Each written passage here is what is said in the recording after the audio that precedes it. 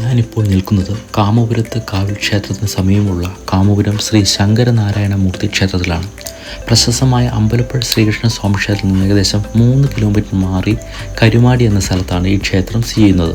അമ്പലപ്പുഴ ക്ഷേത്രത്തെക്കാളും പഴക്കമുണ്ട് ഇതിന്. ഏകദേശം 2000-ഓളം വർഷം പഴക്കമുണ്ട് ക്ഷേത്രത്തിന്. ഈ ക്ഷേത്രം പണികഴിപ്പിച്ച വർഷം ശ്രീകോവിലിൻ്റെ താഴെ കരിങ്കൽ തൂണുകൾ കൊത്തിവെച്ചിരിപ്പുണ്ട്. പക്ഷേ ഇത് ഏത് ലിപിയാണെന്ന് ഇതുവരെ കണ്ടുപിടിച്ചിട്ടില്ല. ചലിക്കുന്ന കൽവിളക്ക്. ക്ഷേത്രത്തിലെ ശ്രീകോവിലിന് നേരെ മുന്നിലുണ്ടായിരിക്കുന്ന ഈ വലിയ കൽവിളക്ക് വർഷങ്ങൾ കൊണ്ട് പതുക്കെ സ്ഥാനം മാറി പുറകോട്ട് തിരിഞ്ഞ് മാറിക്കൊണ്ടിരിക്കുന്നതാണ് ഇവിടുത്തെ മഹാത്ഭുതം. ഐതിഹ്യം: പണ്ട് ടിപ്പുവിൻ്റെ പടയോട്ടമോ ആക്രമണമോ ഉണ്ടായപ്പോൾ ക്ഷേത്രത്തിലെ വലിയ സ്വർണ്ണ കൊടിമരം കൊള്ളയടിക്കപ്പെടാതിരിക്കാൻ ഭക്തർ അത് മണ്ണിൽ കുഴിച്ചിടുകയും അതിനു മുകളിലായി കൽവിളക്ക് സ്ഥാപിക്കുകയും ചെയ്തു എന്ന് വിശ്വസിക്കപ്പെടുന്നു. കൽവിളക്ക് പതുക്കെ നീങ്ങി തൊട്ടടുത്തുള്ള യക്ഷിയമ്മയുടെ നടയ്ക്ക് മുന്നിലെത്തുമ്പോൾ മണ്ണിൽ കുഴിച്ചിട്ട് ആ സ്വർണ്ണ കൊടിമരം സ്വയം ഉയർന്നു വരുമെന്നാണ് ഇവിടുത്തെ പഴമക്കാരുടെ വിശ്വാസം.